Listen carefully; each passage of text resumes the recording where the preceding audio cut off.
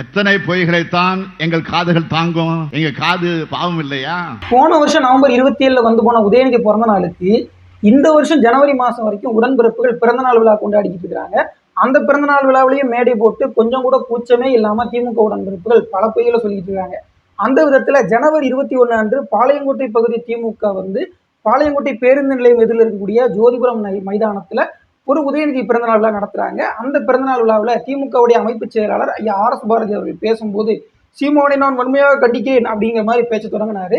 அதுல தேசிய தலைவரை 1982 நடந்த பாண்டி பஜார் ஷூட் அவுட்டின் போது பிணையில எடுத்ததே நான் தான், அதற்கு ஐயா கருணாநிதி அவர்கள் வந்து எனக்கு தொலைபேசியில் அழைச்சு சொன்னாரு, அவங்க 2 பேரையும் வந்து சைதாப்பேட்டை நீதிமன்றத்துக்கு அழைத்து வர்றாங்க, நீ தான் அவங்கள பிணையில எடுக்கணும், அதுக்கும் தலைவர்கிட்ட நான் சொன்னேன் பிணைக்கு மனு நான் போடுறேன், ஆனா உள்ளூர் உத்தரவாதம் கொடுக்கணுமே, அது என்னால கொடுக்க முடியாது அப்படின்னு சொன்னதுக்கு அதெல்லாம் எனக்கு தெரியாது, நீ தான் அவங்கள வந்து பிணையில் எடுக்கிற அப்படின்னு ஐயா கருணாநிதி அவர்கள் சொன்னாரு.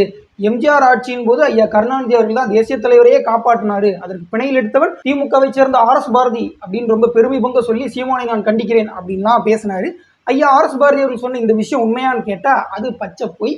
அதற்கு திமுகவிலிருந்து வெளியேறிய வழக்கறிஞர் KS ராதாகிருஷ்ணன் அவர்கள் ஒரு பதிவை அதற்கு அடுத்த நாளே ஐயா RS பாரதி அவர்கள் பேசியதற்கு அடுத்த நாளே எக்ஸ் தளத்துல போட்டு பிணையில் எடுத்தது நான் தான், விகடன் ராவ் இருக்கிறார், தினமணி ஆசிரியர் வைத்தியநாதன், கல்கி பிரியன், அதுபோக தராசிஷியாம், இவங்க எல்லாருமே இருக்கிறாங்க, இவங்க எல்லாத்துக்கும் இந்த விஷயம் தெரியும், தோழமை கட்சி தலைவர் வைகோ அவர்கள்ட்ட கேளுங்க, SC நம்பர் 2/1983 வழக்கு எண் ஆவணங்கள் உள்ளது RS பாரதி அவர்களே அப்படின்னு சொல்லியிருக்கிறாரு. சரி, ஐயா KS ராதாகிருஷ்ணன் அவர்கள் திமுக காரராச்சே, அதனால திமுக காரர் ஐயா RS பாரதி அவர்கள் மேல ஒரு மென்போக்கை காட்டுகிறாரோ அப்படின்னு நீங்க நினைச்சீங்கன்னா அதுதான் கிடையாது.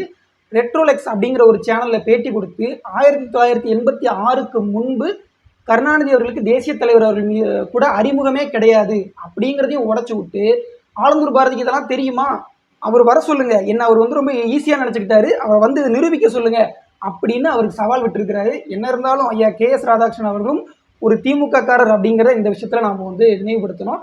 ஐயா RS பாரதி அவர்கள் இந்த பொய்யை மட்டும் தான் சொல்லியிருக்கிறாரா, இல்லை இன்னும் எத்தனை பொய்களை சொல்லியிருக்கிறாரு அப்படிங்கிற யோசனை உங்களுக்கு வந்துச்சுன்னா அதை கமெண்ட்ல சொல்லுங்க. ஐயா RS பாரதி அவர்களுக்கு நம்ம சொல்லிக்கணும்னு நினைக்கிறதுலாம் ஒன்னே ஒண்ணுதான்.